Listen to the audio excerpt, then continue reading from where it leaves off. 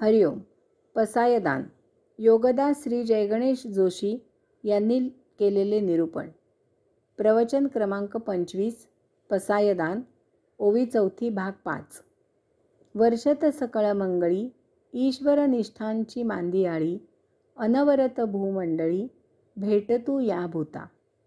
मागील प्रवचनांमध्ये अनवरत भूमंडळी हा तिसरा चरण पाहिला. आता शेवटचा चरण पाहू. भेटतू या भूता. माऊलींची अपेक्षा आहे की हे असे ईश्वरनिष्ठ फक्त घराघरात, गावागावात, देवळात, मंदिरात किंवा तीर्थक्षेत्रीच होऊ दे असे नाही, तर हे सर्व जगात, विश्वात, ब्रह्मांडात घडू दे. सर्व ब्रह्मांड परमात्म्याने व्यापलेले आहे. तो नाही असे एकही ठिकाण नाही, एकही वस्तू नाही, एकही गोष्ट नाही.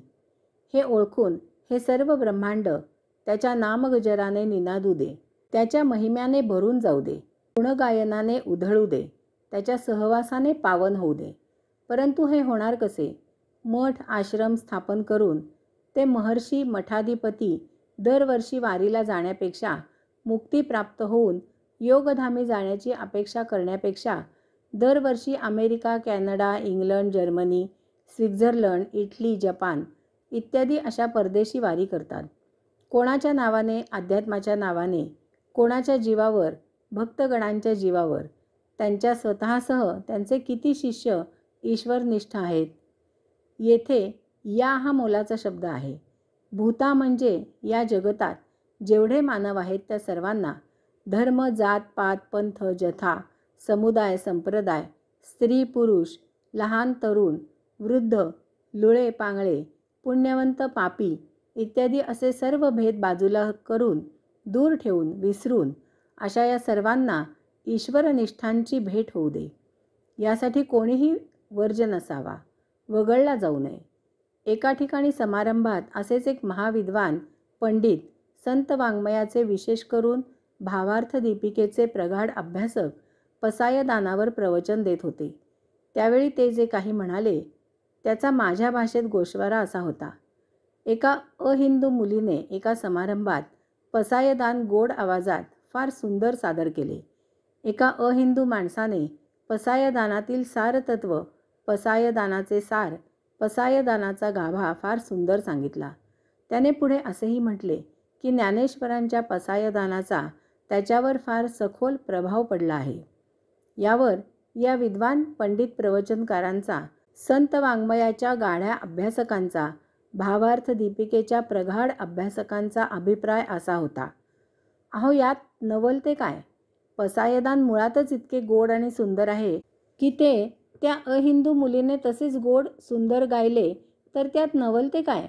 पसायदान इतके महान अद्भुत आहे की त्याची महती त्या अहिंदूने सांगितले, त्यात नवल ते काय?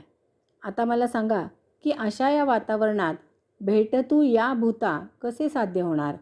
आम्ही आमच्या तथाकथित धर्मापलीकडे काही पाहू इच्छित नाही, ऐकू इच्छित नाही, अभ्यासू इच्छित नाही, जाणू इच्छित नाही, सहन करू इच्छित नाही.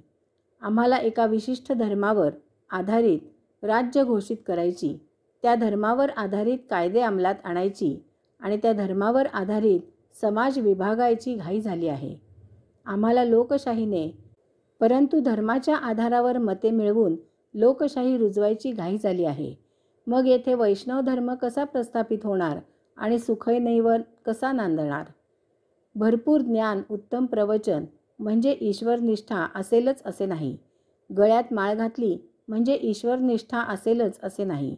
ईश्वरनिष्ठांना हाल अपेक्षा सोसाव्या लागतात, तेव्हा कोठे संतपद प्राप्त होते. तेथे संकुचित वृत्ती असून उपयोग नाही. पैसा, प्रसिद्धी, प्रतिष्ठा हे साध्य नाही, ती साधने आहेत. त्यायोगे मेहनतीचे पहाड फोडायला तयार असलेली गरजू माणसे माणुसकीने जोडत गेले पाहिजे. कोणालाही मूलभूत धर्म म्हणजे काय ते जाणून घ्यायची इच्छा नाही. धर्म या शब्दाचे विडंबन इतक्या टोकाचे झाले आहे की त्यामुळे भगवंत श्रींना अपेक्षित धर्मसंस्थापना, साधू संतांचे रक्षण, माऊलींना अपेक्षित विश्वस्वधर्म, धर्मकीर्तन, ईश्वरनिष्ठा यांच्या अर्थाचा अनर्थ केला जात आहे. इतका की ते बिचारे शुद्ध, पवित्र, निर्मळ शब्द विद्रूप, भेसूर, भयानक वाटू लागले आहेत. यास्तव वैष्णव धर्माचा प्रचार आणि प्रसार होणे क्रमप्राप्त आहे.